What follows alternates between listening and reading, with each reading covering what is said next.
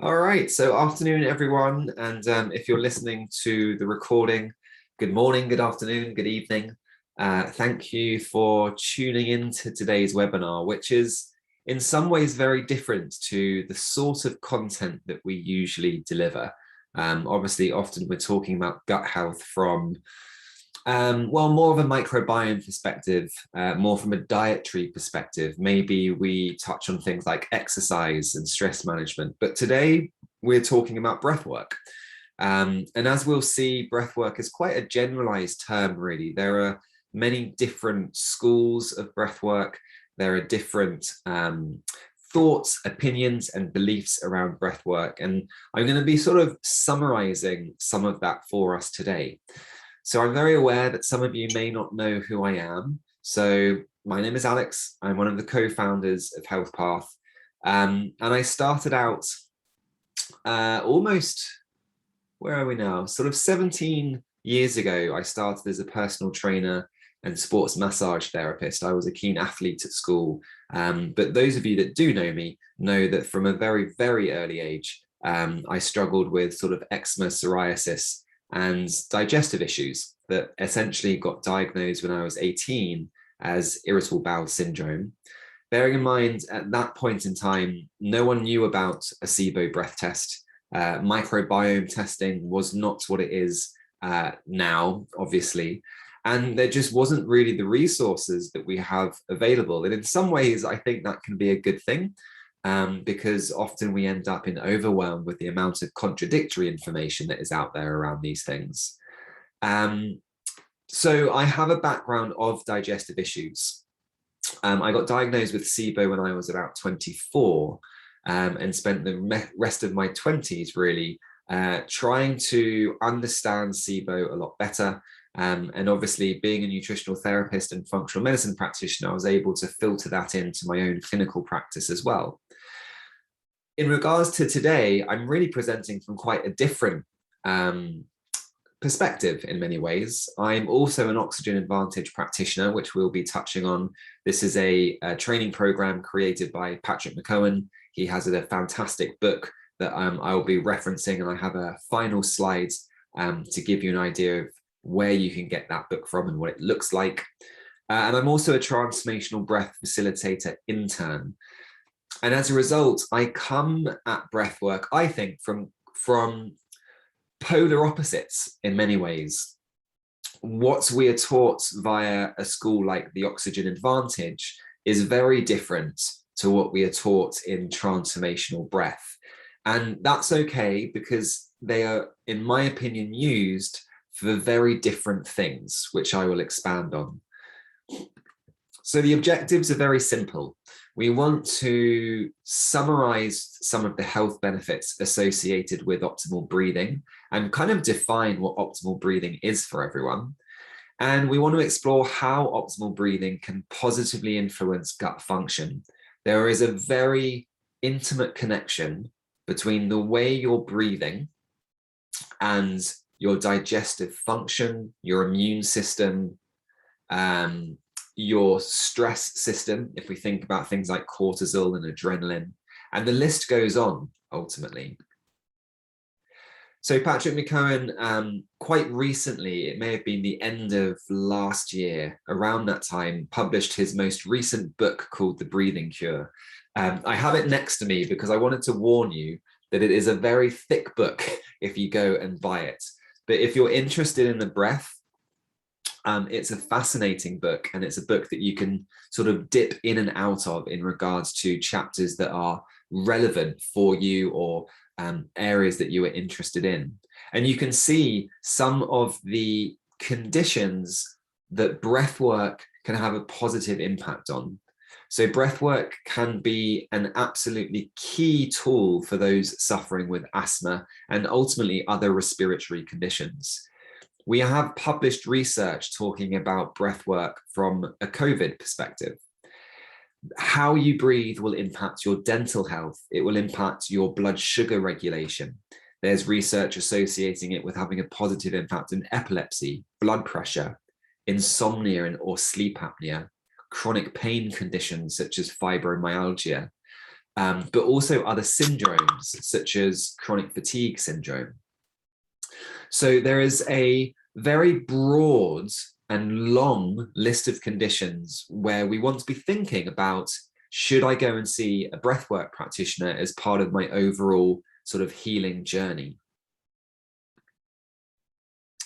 And this, I just think, is a nice quote that sums this up for us. The interplay between an individual's breath dynamic and intestinal behavior is still an unaddressed point in the pathophysiology or physiopathology of IBS, meaning that not many people are talking about this yet.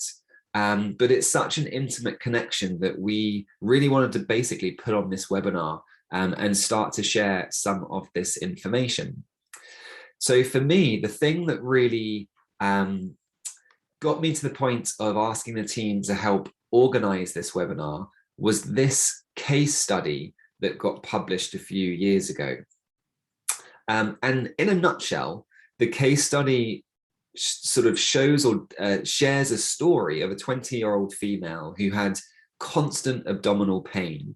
She was having severe abdominal cramps. She'd actually lost over a stone in weight because of these abdominal symptoms and the fact that she was struggling to eat. She was on a really restrictive diet.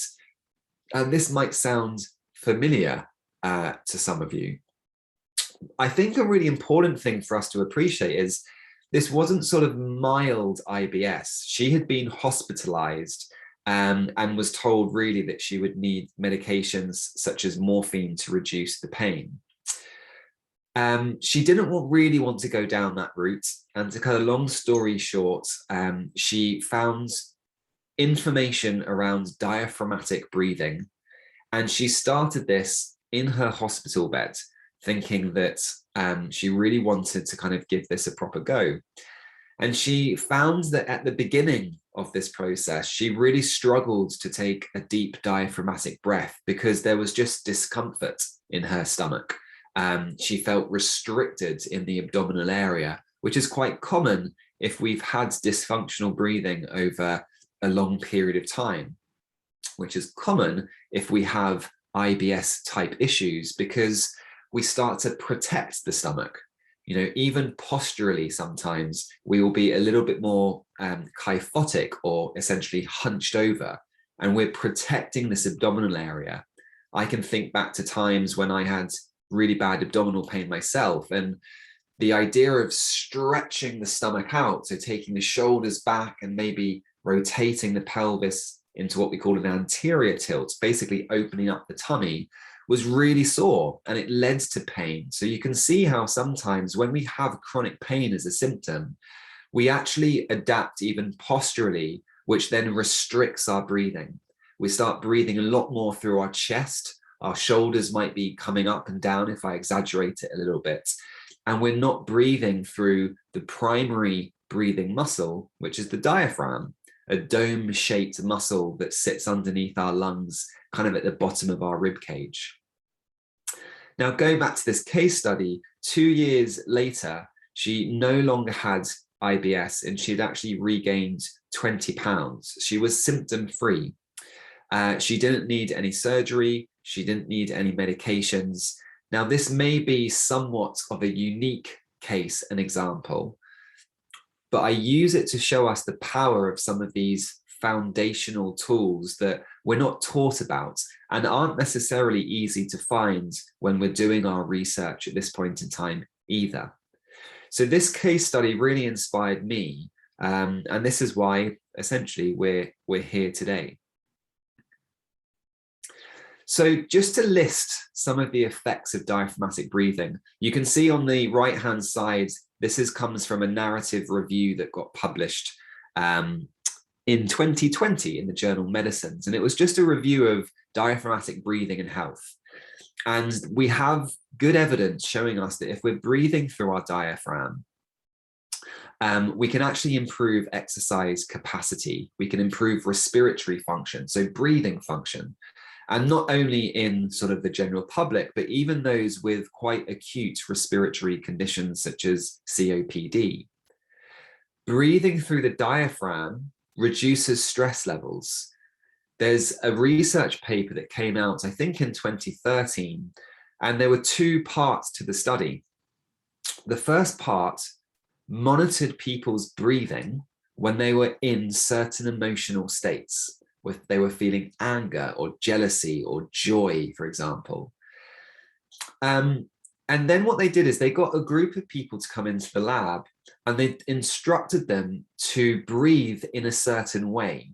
And what they found was these individuals would breathe themselves into the emotional state that they were essentially setting themselves up for. Meaning when we feel a certain way, we breathe a certain way, but we can create that same emotion by breathing in that specific manner, if that makes sense, which is a really, groundbreaking concept, which means if we can understand the types of breath that facilitate relaxation and calm and peace, reducing our anxiety, we're actually supporting our ability to heal and recover from really any chronic health issue, because we have to be in that reduced stress state, what we call the parasympathetic state, to be able to rejuvenate at a cellular level. But diaphragmatic breathing has been shown to help with eating disorders, with chronic constipation, with hypertension, migraines, anxiety. It's been shown to improve the quality of life in patients with cancer and reflux disease, and those with cardiorespiratory fitness issues because of things like heart failure. It also can increase endogenous antioxidant activity. So we think of our antioxidants such as vitamin C, vitamin A, selenium, zinc, and they're all exogenous antioxidants. We have to kind of consume them. But we also have internal antioxidant systems. And these can be upregulated and they work most efficiently if we're breathing efficiently. So I'm throwing a reasonable amount of theory at you. We are going to have the second half of today is practical, but I really wanted to kind of show you the importance and all of the different research out there in regards to breath work, not only in case you have one of these other conditions that we've listed, but you may know someone who has one of these and actually hasn't yet explored breath work as a powerful therapy to improve their condition. We then have this paper, which correlated the diaphragm with IBS symptoms. So symptoms that have been associated with IBS that have also been associated with the diaphragm if we're not breathing correctly. And that can be inflammation, just full stop. And we've mentioned things like reflux and headaches, pain and anxiety. But look at this, low back pain, TMJ dysfunction, so sort of jaw dysfunction, people who struggle to really open and express their mouths and their jaws, and depression. These have all been associated with people with IBS, meaning if you have IBS as a diagnosis, you have an increased risk of having one of these things as well. These things, however, are also associated with dysfunctional breathing for various reasons that we don't have to dive into. So to summarize some of the big things in regards to today, dysfunctional breathing may contribute to stress. If we're not breathing efficiently, we can essentially breathe ourselves into a state of stress. If we're in a state of stress, we have a reduced ability to heal. Research has very clearly shown us that in chronic stress, we may experience this idea of leaky gut. We can have dysbiosis or an imbalance within our microbiome. And motility is compromised, meaning the rate at which food or the stools traveling through your digestive system slows when we're experiencing chronic stress. So the way I frame it is there are functional and structural changes to the gut when we are in a state of chronic stress. And our breathing may be one of the things that is causing that state of stress. I can see that some people are still joining the webinar. Welcome, everyone. It is recorded. You will get access to the recording, so don't worry that you've missed the beginning. You will be able to catch up. So this is a quote from this research paper. Why should the body digest food or repair itself when it will be someone else's lunch? This is a quote from brain blank. I want to say Zapolsky.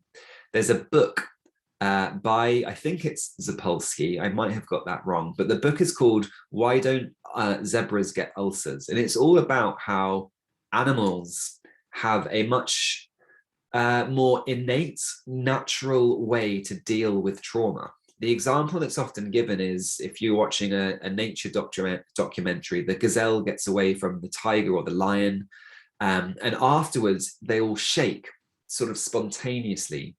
And that shaking is a dissipation, it's a discharge of all of the energy that got mobilized in that fight or flight response. So the animal was in a state of stress, it was going to die, it ran away, it escaped, and then it has to get rid of all of this energy that has been released into the system. Now, a lot of trauma-informed psychotherapists will talk about how humans often don't do this anymore. And in fact, I've worked with clients where they've been pinned down for various reasons. They haven't been able to move after a traumatic experience. And as a result, that energy that gets mobilized in the system doesn't have anywhere to go. It doesn't get dissipated. And therefore, the research is showing us that over time, that can contribute to physical symptoms and dis-ease. There's very clear evidence that trauma, in particular in our childhoods, what is often referred to as adverse childhood events, increases significantly the likelihood of disease in adulthood for some of these reasons. So going back to this quote, if you're in a state of stress, and obviously this for us isn't because we're going to be someone else's lunch, this could be a deadline at work, an argument, financial concerns, our health issues. These things impair the body's ability to digest because it's no longer a priority. You can get through to tomorrow without digesting your food. You can't get through to tomorrow if your brain thinks you're prey. And what most people will explain this as, your brain can't differentiate the saber-toothed tiger stalking you or the lion stalking you from the perceived stresses that you and I experience potentially on a regular basis, our day-to-day stresses, even getting angry in our commute, our work deadlines, our financial stuff, etc. These are all stresses which create a very similar stress response, physiologically, biologically speaking. But something a little bit closer to home for us when we think about gut health and breathing is if we have dysfunctional breathing, if we're not breathing through this diaphragm, and we'll come back to the mechanics of breathing in a little bit, that can have an impact on reducing and inhibiting the flow of blood and the flow of lymph around our digestive system. And if we don't have blood and lymph flowing to the digestive system, that has an impact on our ability to digest, absorb, and eliminate. It will inhibit peristalsis. It will inhibit food traveling through the digestive system. And the authors therefore said, and this is a direct quote, we wonder if a reduction in abdominal movement and an increase in bracing is a risk factor for SIBO. Bracing is what we mentioned earlier, this idea that we often start to try and protect our abdominal areas if they're in pain. And that may be partly as a result of a lack of blood flow and lymph. We're not clearing out all of the metabolites that are being created through the digestive process. So this is one reason why yoga can be so effective at improving or healing IBS type conditions, because it's mobilizing, it's stretching, it's improving circulation and blood flow. And there are specific yoga poses that will help mobilize and provide flow for your blood and lymph into the abdominal area. Studies have found yoga to be as effective as primary interventions like a low FODMAP diet or medications in IBS. And if we think that the research suggests that almost the majority, if not the majority, of people with IBS have SIBO, we are saying that for some people, yoga can heal their SIBO. because that's what the research is showing with IBS. It's the same with hypnotherapy. I was reflecting on this yesterday. Hypnotherapy is a great evidence-based therapy for IBS. If the majority of cases of IBS actually are SIBO cases, then we're saying that hypnotherapy can help recover from SIBO as well. How might this happen? Well, it might be through various things, but if we bring it back to what we're discussing on this slides, hypnotherapy, yoga is calming the nervous system. It's going to help with blood flow. And if the nervous system is more balanced, if we're in what we call the more parasympathetic state, which is the rest and digest rather than the fight or flight, all of these things are improving, including peristalsis, the rate at which food travels through the digestive system. And then we have dysfunctional mechanics, which is a little above my pay grade, in all honesty, but I'm going to do my best to sort of explain this part of things, because we can have dysfunctional breathing from a sort of muscular perspective, which may have a ripple effect into a lack of coordination in the muscles that contribute to an easy to pass bowel movement. Hence why in the brackets in the title of this slide, I've put, and thus dysfunctional pooing. So dysfunctional mechanics of breathing. Diaphragmatic breathing, which is what we should be doing all the time, occurs when the diaphragm descends and pushes the contents of your tummy, basically your abdominal cavity, downwards. So let me just put down my mug, and if I try and show you my torso for those of you that can see me, your diaphragm sits at really the bottom of your rib cage underneath your lungs. And it's a dome shape. So if you think of the shape of your rib cage at the bottom, it's like an inverted V. Think of a dome. So it's highest at the middle, and it comes down like a parachute. When you breathe in, that dome shape pushes down and flattens. So you can imagine how as you breathe in and inhale, you're pushing the content of your abdominal cavity, your tummy area, downwards. And as a result, the abdomen comes outwards. Think of a baby as it breathes. It has a very obvious rise and fall of the tummy. And as the abdomen expands, the pelvic floor muscles should relax and they should descend. They should go further into the basin of your pelvis.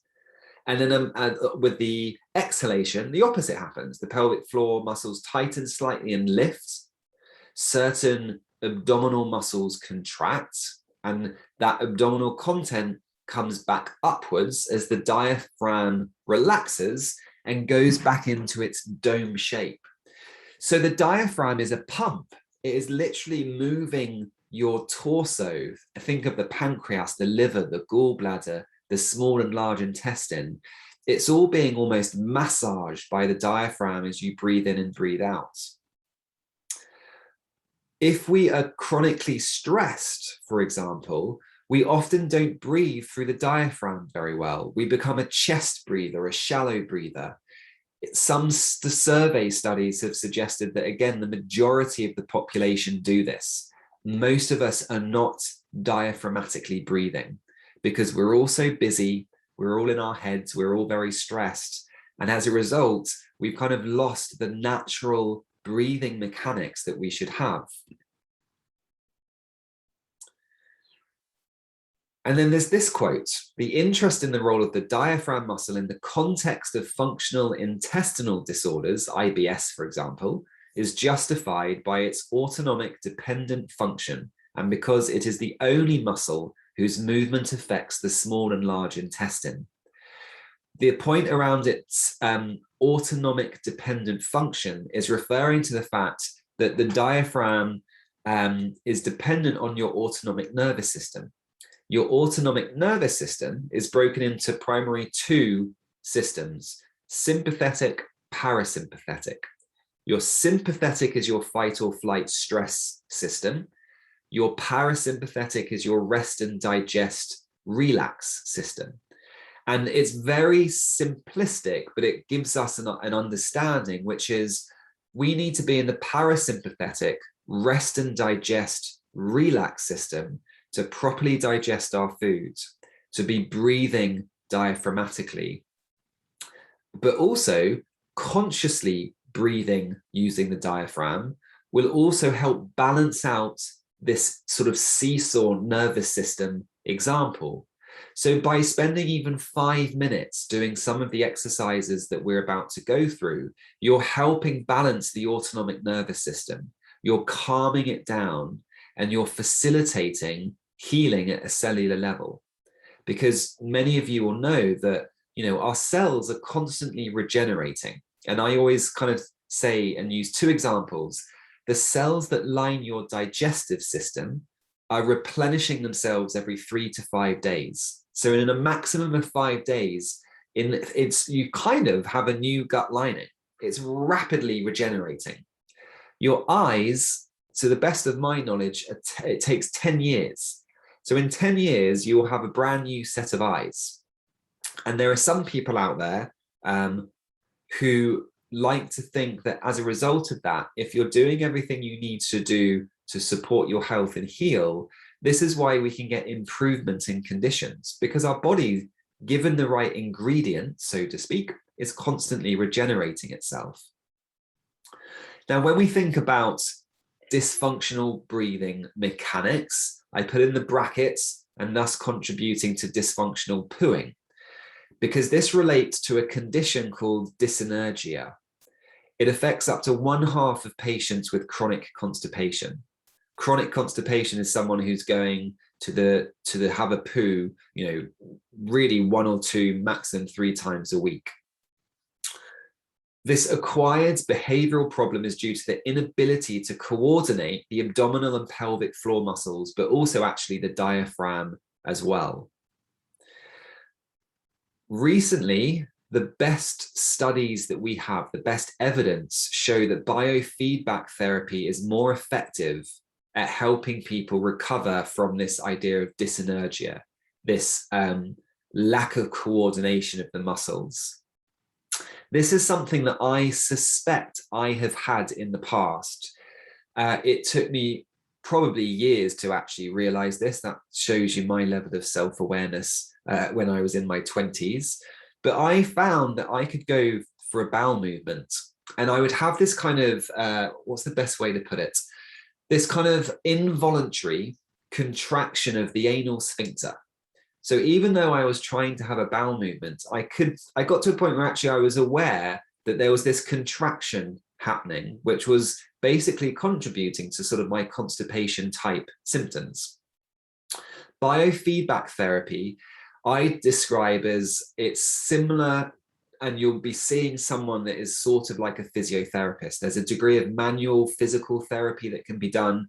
You'll be taught how to breathe diaphragmatically, which we're going to do today. And you'll be given some visual and auditory cues. So you'll literally kind of be coached through the session. You likely would have to have 4 to 6 sessions with the therapist in person. And then you would have some sort of home exercises that you would do as well. But as a little bit of a side note, if you are interested in sort of optimizing your gut health and bowel movements, I highly recommend you invest in what is often referred to as a squatty potty. Some of you may well have one. You can see the image, the top image on this slide is basically a squatty potty. It's something you put your feet on when you go for a bowel movement. It seems a bit extreme. We have science to show this helps. And evolutionary, again, it makes sense because we evolved and have spent most of our existence without toilets. We would have squatted to go for a poo. Interestingly, and it shouldn't be much of a surprise, when you squat, you are putting mechanically your colon, your bowel into the optimum position to have an easy to pass bowel movement. So we are designed to squat when we poo. And most of us don't want to not have a toilet. So companies have found or created these sort of squatty potties. You can get them for like £15 off Amazon. you can get, very attractive wooden ones and then super cheap plastic ones. I recommend just getting a cheap plastic one, and it will help. And some people genuinely find it instantly makes a noticeable difference to their bowel movements. So for the cost of £15 or so, it's well worth the investment, I think. It's not going to necessarily help from an actual breathing mechanic dysenergia perspective, but it will help just general bowel function, bowel movements. Now, I put this in here just because I found it fascinating. There was an article in the British Medical Journal in 2014, and the quote from the paper says, "Our calculations show that the lungs are the primary excretory organ for fat." So, when you lose weight, hopefully fat rather than muscle, have you ever thought about where it goes? It turns out that we exhale a fair amount of it.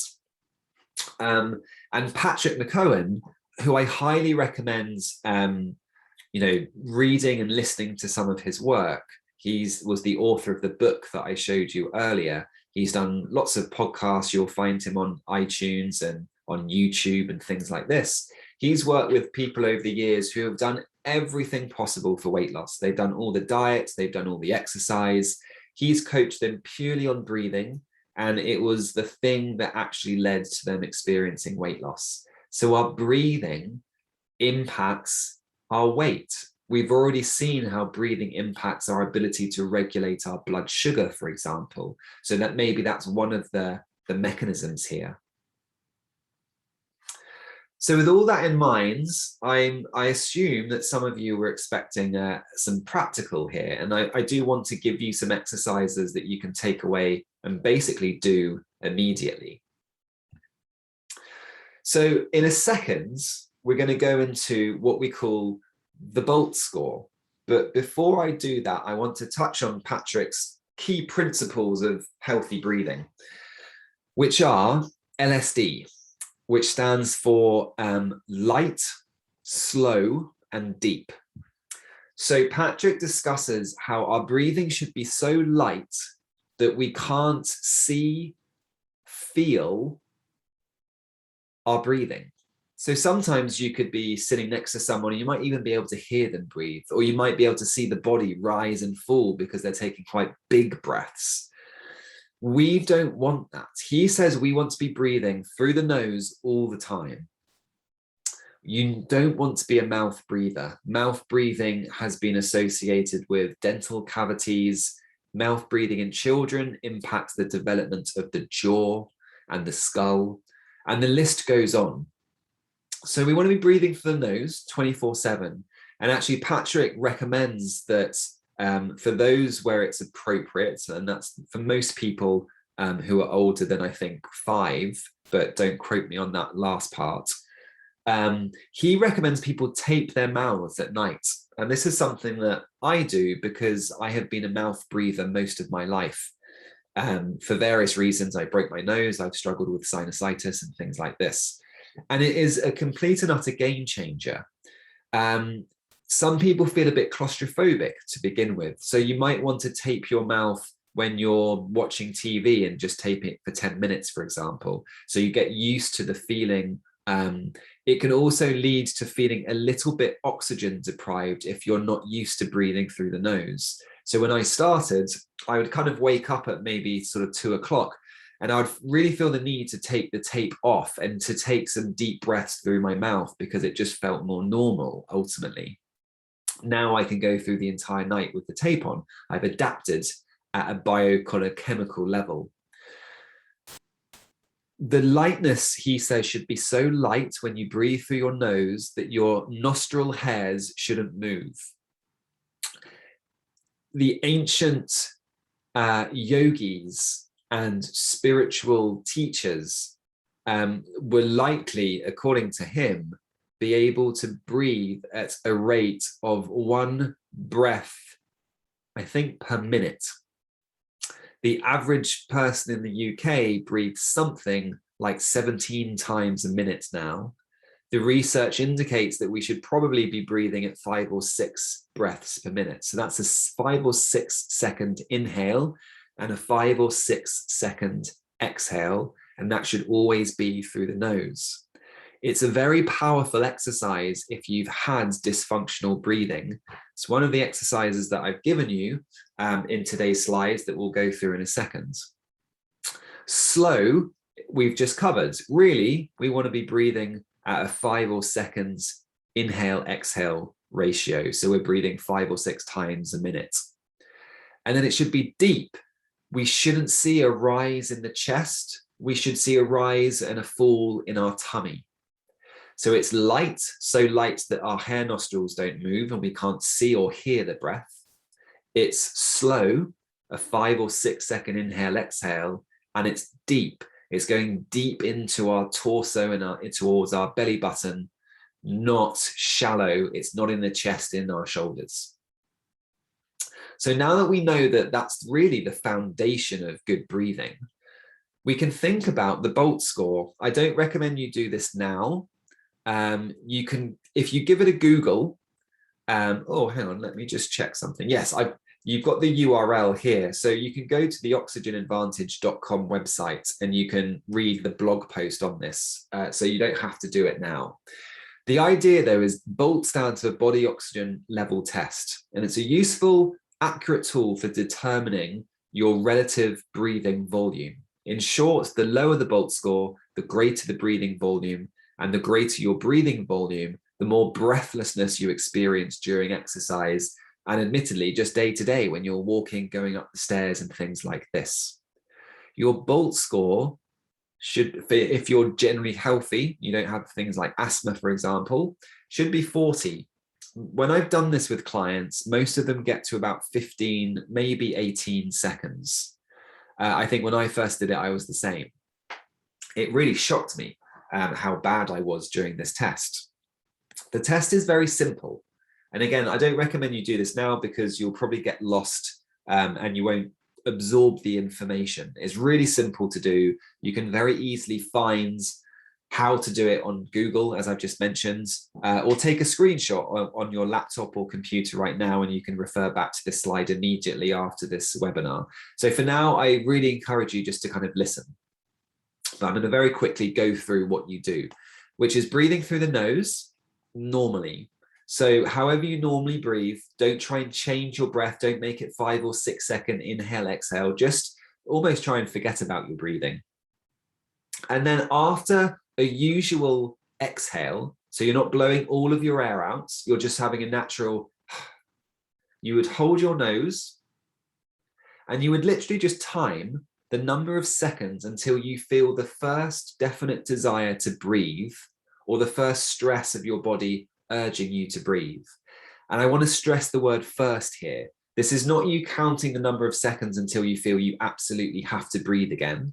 This is the very first sign your body is telling you to breathe, which might be a little contraction in your neck muscles. It might be a desire to swallow, or it might be a little bit of a contraction in your tummy muscles. The very first sign that your body's saying, oh, actually, yep, I want you to take a breath in now, that's when you stop your timer. You should be able to get to 40 seconds. And as I say, a lot of people get to 15 or 18, around that sort of ballpark figure. That is someone who does not have good breathing mechanics at this point in time. The great news is you can improve it, and you should be able to comfortably improve it by 2-3 seconds per week. So it wouldn't take long to get to that 40-second mark. And then obviously release the nose, stop the timer, breathe through your nose. You'll know if you've done this correctly because that first inhalation after you've held your breath should be a relatively calm one. Your body, if you're going, oh my God, I can start breathing again, you have not stopped at the first definite desire to breathe. You've gone way over. So this is a really great way of knowing whether you've done the test somewhat accurately. If you feel a real need to take quite a quick, deep breath again to start to reoxygenate, you've pushed yourself and you've used mind over matter and willpower a bit too much. So that will be your telltale sign if you've done it correctly or not. And just a quote, digestion and regeneration occur when the person feels safe. How safe do you feel? Safety for me is an absolutely fundamental component of healing our digestive systems. And I don't think many of us truly reflect on how safe we feel. And that could be explored in all sorts of different scenarios or in different ways. You know, how safe do you feel financially? How safe do you feel in your relationships? How safe do you feel in your home? How safe do you feel in your body?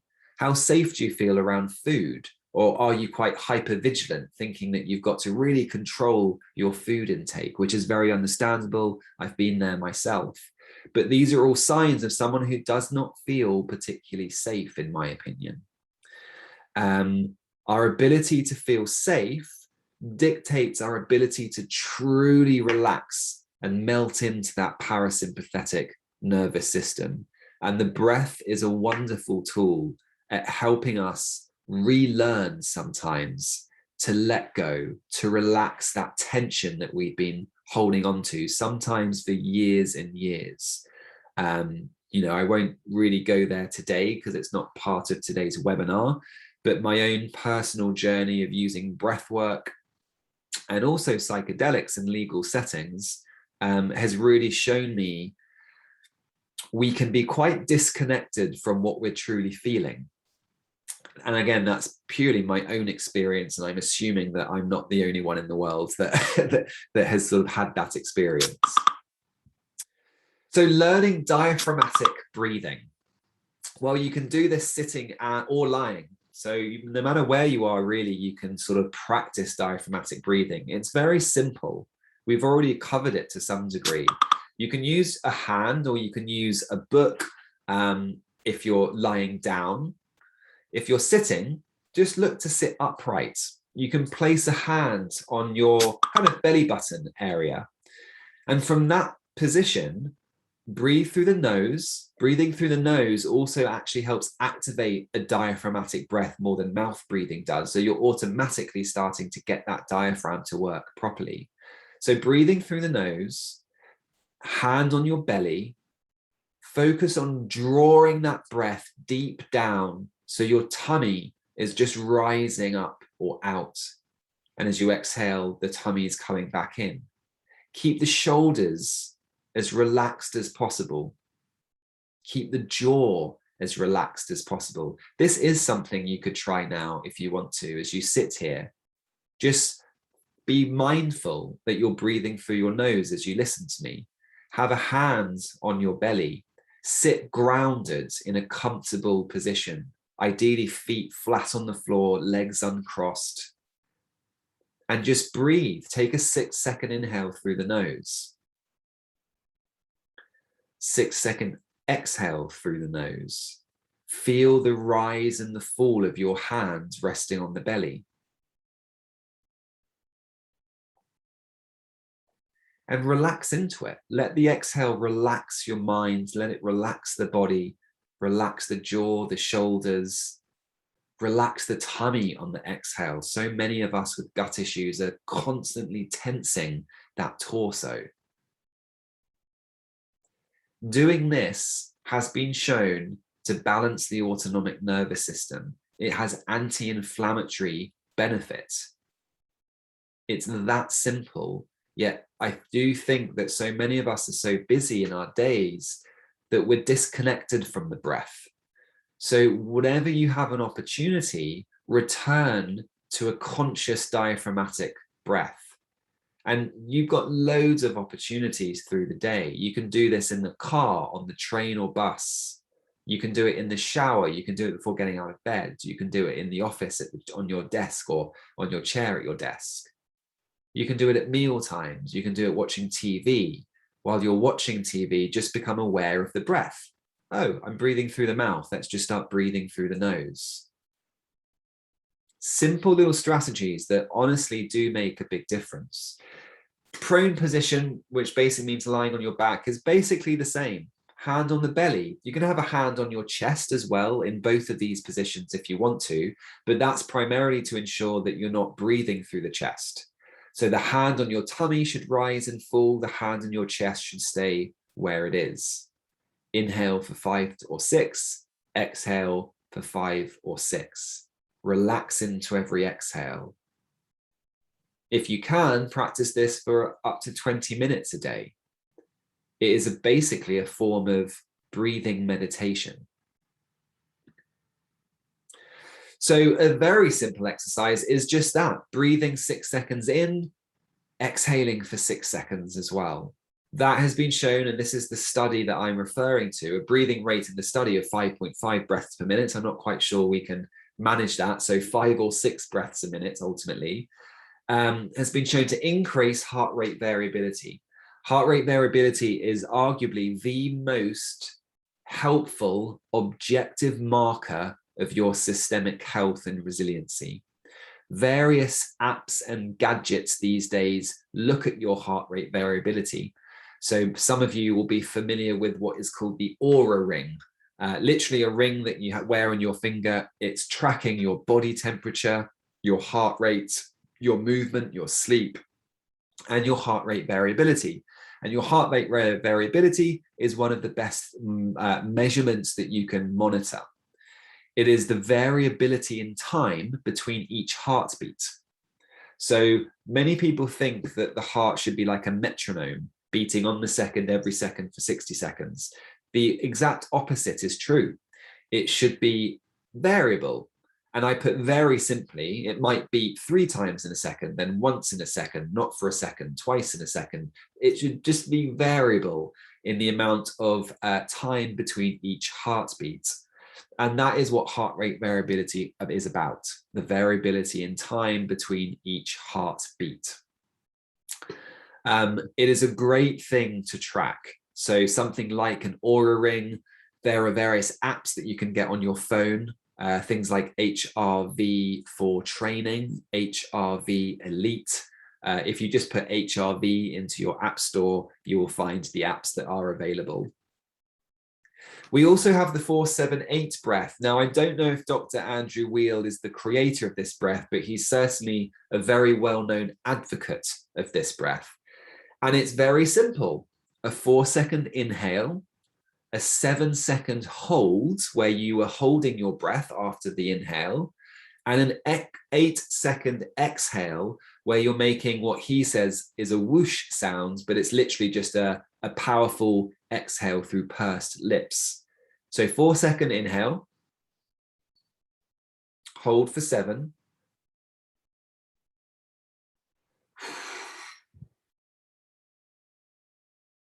and you exhale like that for 8. So you don't literally have to make a whoosh sound. What he means by that is pursed lips, and you're blowing it out. When I started, found it quite hard. And if you have congestion in your nose, that can be impossible to do because you can't get enough air in the 4 seconds to then do a powerful, well, somewhat powerful 8-second exhale. So bear that in mind if you do have some sort of nasal congestion.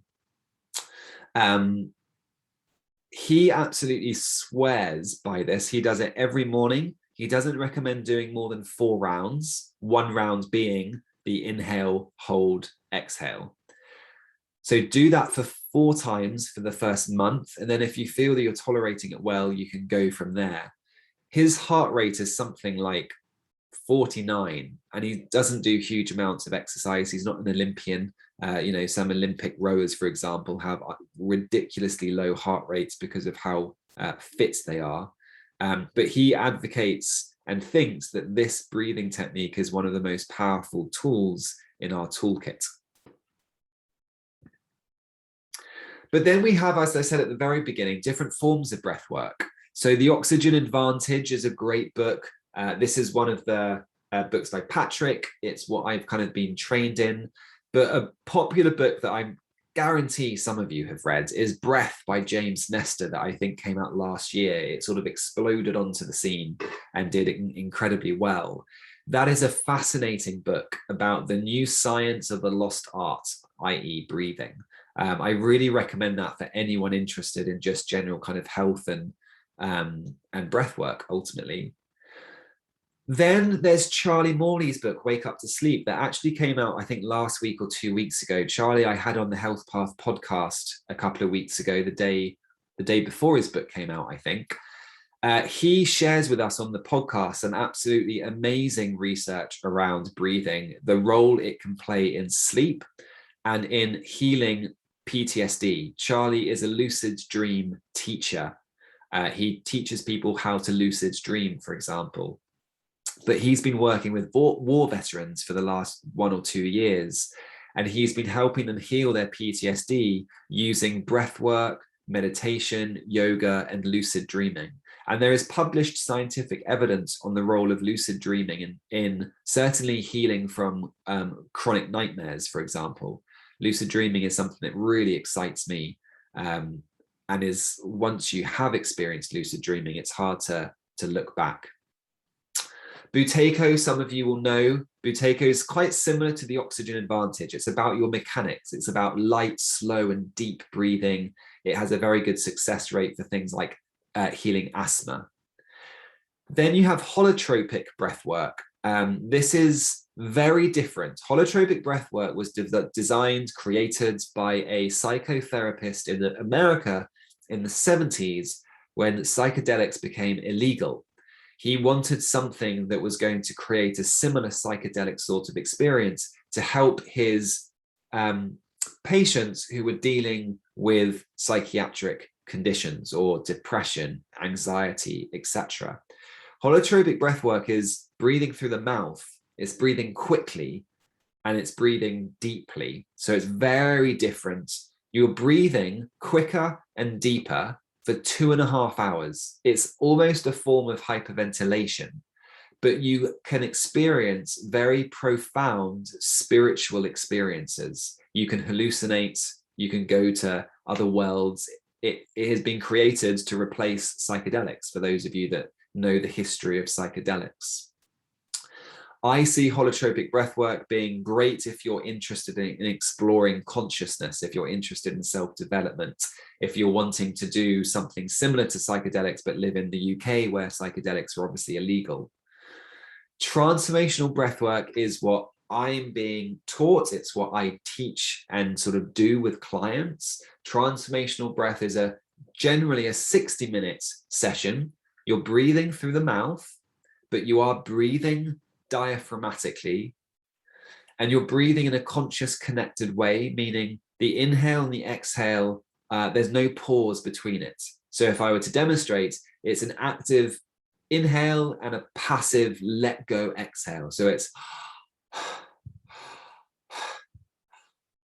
so think of it like a circle. There's no pause within the breath, and you breathe like that, and you're coached through it for a 60-minute period. There's music playing.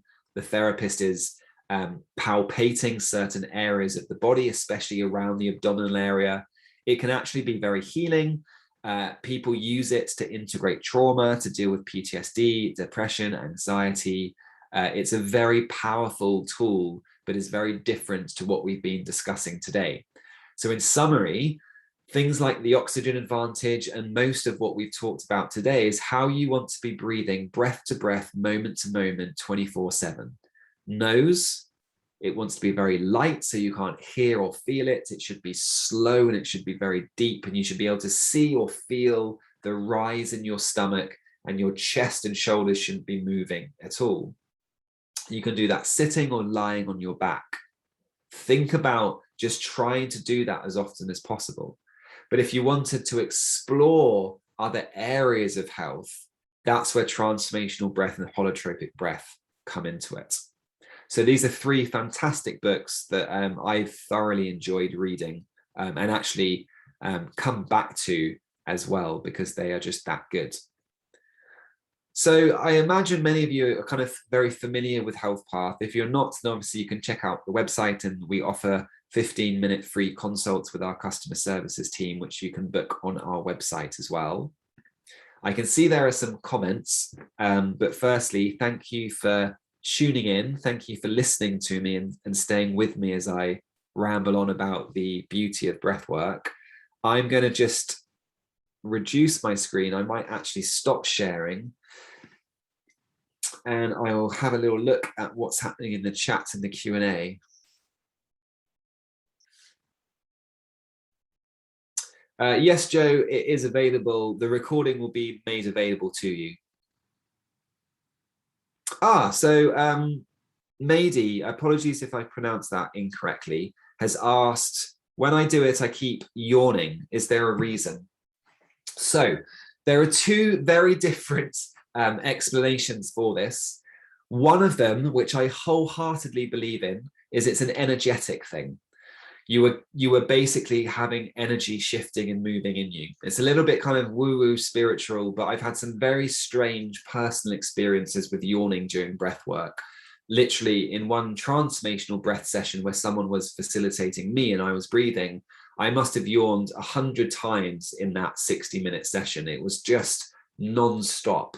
And sometimes it feels really good. You know, it feels like we're getting rid of things. And there is a very sort of ancient thought process that yawning is energy being mobilized. It's a good thing. It's kind of almost subconscious healing taking place. On the other end of it, Patrick will say it's related to gaseous exchange and an imbalance between carbon dioxide and oxygen. So he will go down a very biological science explanation. Others will go down very much an energetic one. I think both are true. I don't think one has to be right and one has to be wrong. I think it could be either. But I wouldn't worry. It's not a problem. It's something that will likely stop or will come and go dependent on what you do.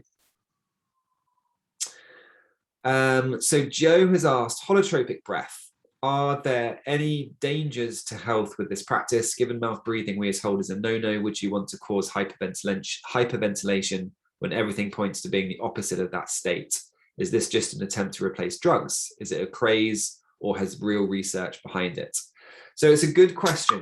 There is research that discusses the therapeutic benefit of, what's the term they use in the paper? I think they just use intermittent hypoxia. There does seem to be some therapeutic benefits. There's 3 research papers that have been published on holotropic breathwork that don't really give us much insight into this, but there's no reason for anyone to do it. What I would say is psychotherapists who have been trained in holotropic breathwork, if you read the work of Stanislav Grof, he's a psychotherapist who created holotropic breathwork. People have had absolutely remarkable results by doing it. It is not a craze. And this is my opinion, so bear that in mind. I've experienced it. I've read a lot of people's experiences with it, and I think it has real therapeutic value.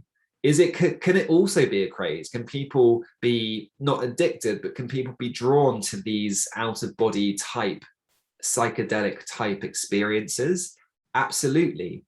I've witnessed this in my breath training where people prefer to be, as one of my tutors said, kind of up there in the cosmos rather than down here on Earth.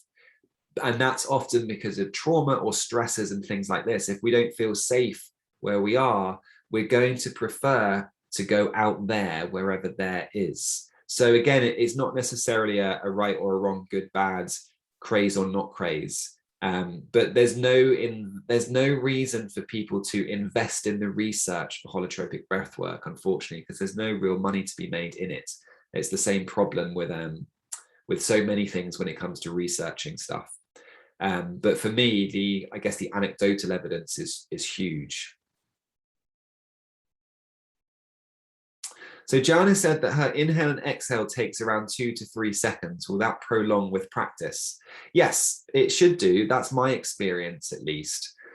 A really nice exercise is just to, get really calm and breathing through your nose. Just slow it down as much as you can. Maybe extends the exhale and maybe don't take in as much of an inhale as you feel that you could. So you're kind of shortening the inhale a little bit.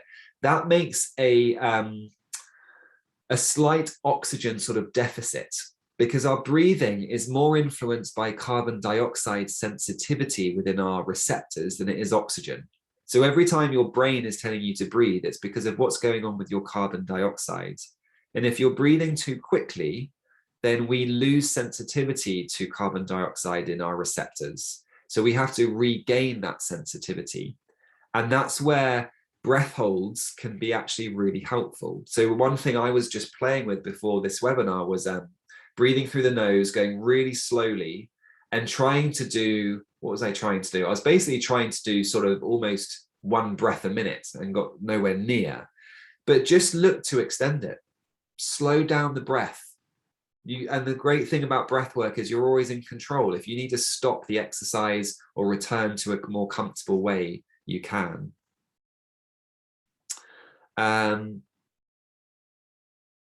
So Jan doesn't understand how breathing can affect pain, chronic fatigue, or inflammation. So I probably don't know all of the different mechanisms. In fact, I'm sure I don't know all of the different mechanisms that are associated with this. And there are different things that come to mind instantly. The breathing that we've primarily discussed today activates the vagus nerve. The vagus nerve, when activated, provides an anti-inflammatory benefit. So put very simply, that's how it manages inflammation. People with chronic fatigue and pain often have dysfunction in the vagus nerve, as do people with chronic digestive issues. The vagus nerve is automatically modulating most things: breathing, heart rate, blood pressure. It's innervating all of the organs in our torso.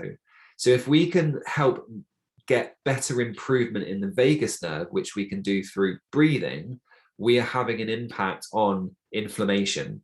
And what causes pain and chronic fatigue, one of the things that does is inflammation. So if we're having an anti-inflammatory benefit by breathing, we are improving, in theory at least, everything that is related to inflammation, which are chronic fatigue and chronic pain. There are obviously lots of other things going on there, because the question becomes, well, what's causing the inflammation? And we've got various toxins, various infections that can impact fibromyalgia and pain conditions and fatigue as well. So it gets a little bit more complicated, but that would be my go-to answer off the top of my head here. Jennifer says she can sometimes feel lightheaded when she's doing the breathing exercises. If you're getting lightheaded and you're doing the ones that we've discussed today, Jennifer, why would that be? I wonder whether there's still too much emphasis on the exhale. So it might be worth trying to just relax the exhale a little bit more. I definitely can get lightheaded doing kind of some transformational breath breathing, but that's very different to the breathing that we're kind of talking about today. Off the top of my head, I'm not sure what would cause that, apart from whether there is a little bit of a dysfunction within sort of gaseous exchange due to some sort of dysfunctional breathing. I kind of want a better term than that. I would just go gently, always do it sitting, not standing, and just be very sort of gentle with it and see whether it improves with practice. So as soon as you feel lightheaded, just stop, give yourself a break, and then maybe come back to it, or just come back to it much later in the day, and just see how you go from that perspective. Sarah says that she has ANS dysfunction and asthma, and she struggles to do more than a few seconds holding the breath. Do you think one method is better for me to start with and then build up from?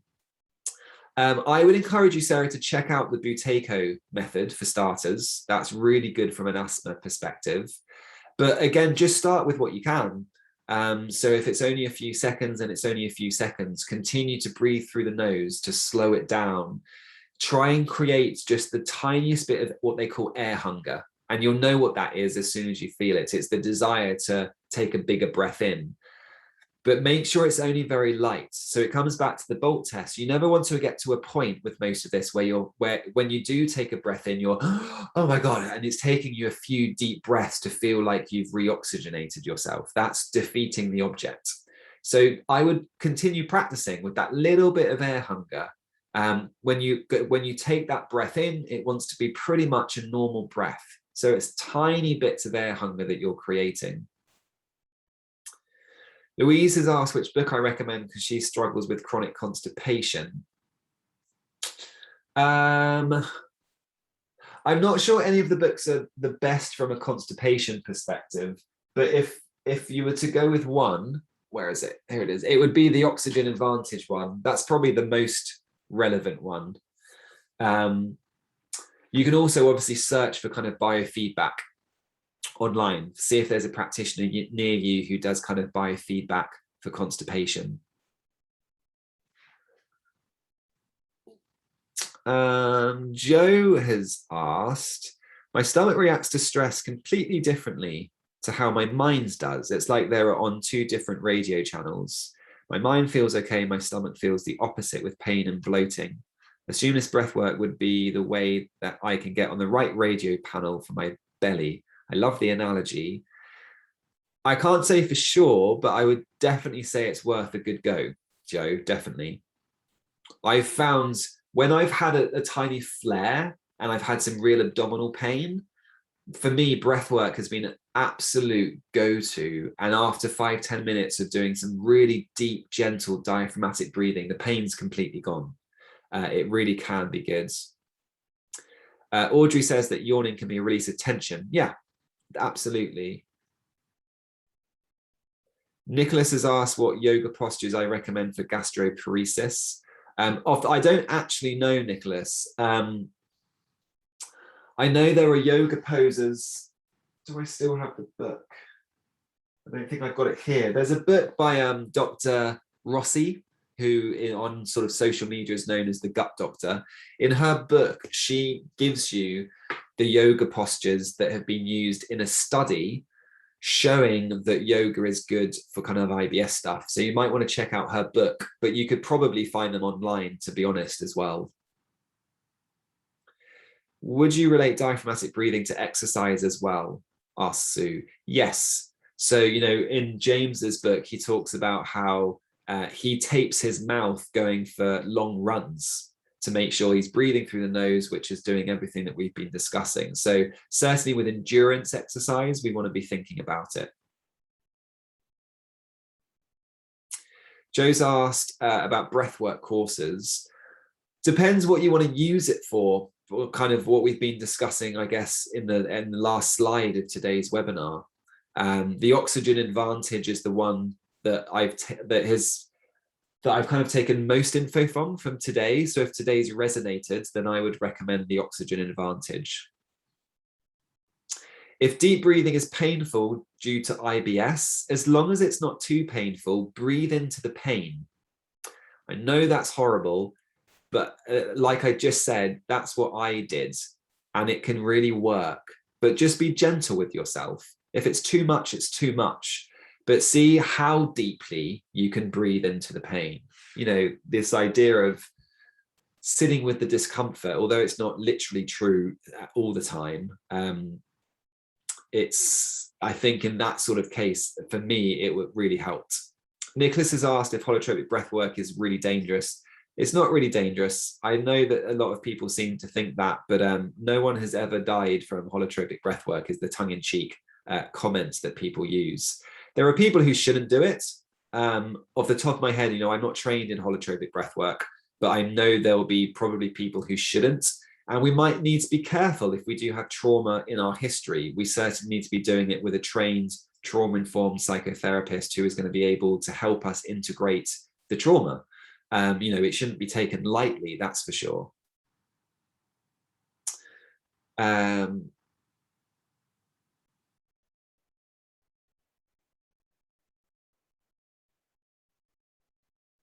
So Hannah's asked whether breath work could help with SIBO while making something else worse. It's one of those questions that I feel like I don't want to be black or white in. However, realistically, I don't know how, if you're doing appropriate breath work, it could make anything worse. Breath is the foundation of health and life. So you might not want to do transformational holotropic stuff, but the exercises we went through today, I really don't think could make anything worse, even if you've got kind of autoimmune conditions or hypermobility. I don't, or at least, let me put it this way, I don't know of any reason why the things would get worse. Rahana says, when I breathe out, I need to pause and do a slight inhale, then exhale again. Is that okay? When I breathe out, I need to pause and do a slight inhale and then exhale again. I'm not sure. I mean, Rohanna, I guess it is what it is my response there. So I don't think it's a problem. I'm not sure why you have to do that though either. So I'm not quite sure what would be going on there.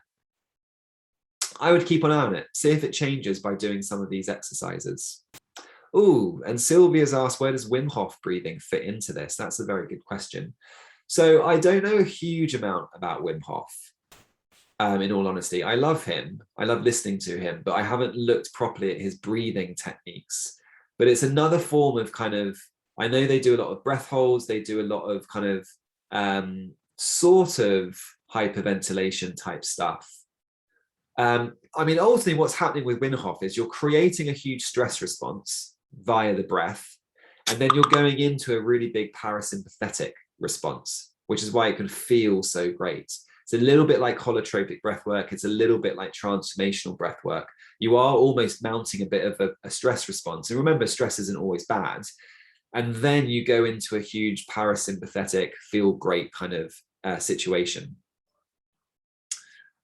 Schmel has asked, breath coaches in London you recommend for IBS and CFS? It really depends on what you're trying to achieve and what else is going on. So I don't know if I've got anyone I would say, oh, if you've got IBS or CFS, go and see this breath worker. It depends on what else is going on, in all honesty.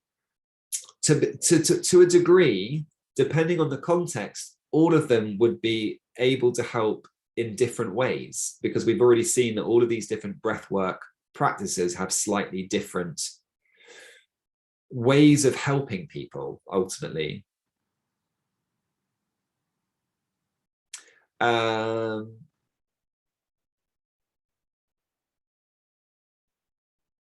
Yes, so just another question really around, you will get the recording, guys, so that's all okay. What do you think about the app Nerva? Yep, Jan's asked about the app Nerva, which is really helping the gut-brain axis. I really think it's great. I recommend Nerva to a lot of people when I speak to them around their symptoms. So guys, there is an app you can download called Nerva. I think it's Nirva. And it's been created, it basically offers sort of 10-minute hypnotherapy guided meditation type sessions that are designed to improve the gut-brain axis and therefore IBS.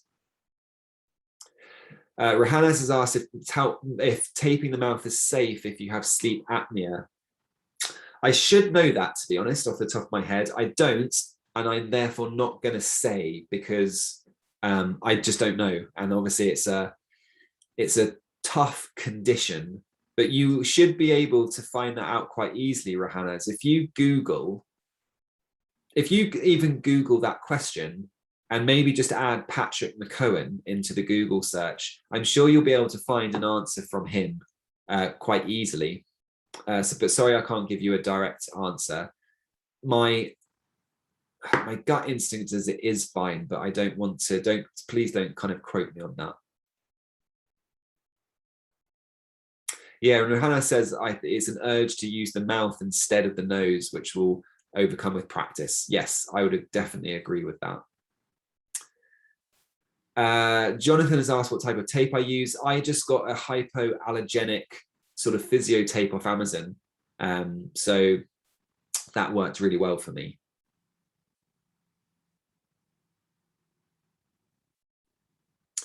Patricia's said that she struggles to breathe through the nose because of an operation. What can I do to help? Do the exercises. I know it sounds a bit silly, but it's likely you'll get improvement by doing it. There is literally a use it or lose it principle with your nose and breathing. So I really struggled to breathe through my nose at all when I started. What the research, or I guess the anecdotal evidence, shows us is it does improve by practice. So, do what you can through the nose, go back to the mouth when you need to, but just throughout the day, over the next days, weeks, months, consciously practice breathing through the nose.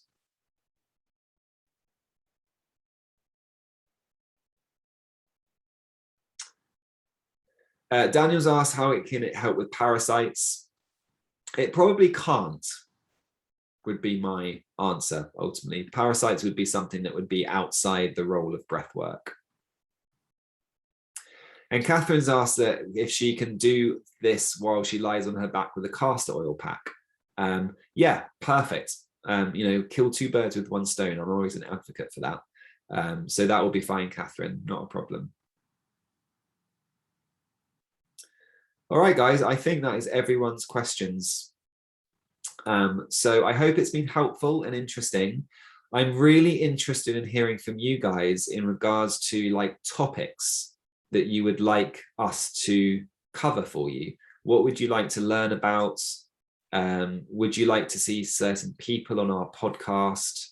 You know, reach out to us. You can email the team on hello@healthpath.com and just kind of say, you know, Alex said we could email and let him know of this. So do reach out, let us know what you would like to learn about, and we'll do our best to kind of create those webinars for you. So enjoy the rest of your day, everyone. Hope it's been helpful. It sounds like most people have found it interesting and beneficial, and I'll be back soon with another webinar. So take care, everyone, and speak to you all soon.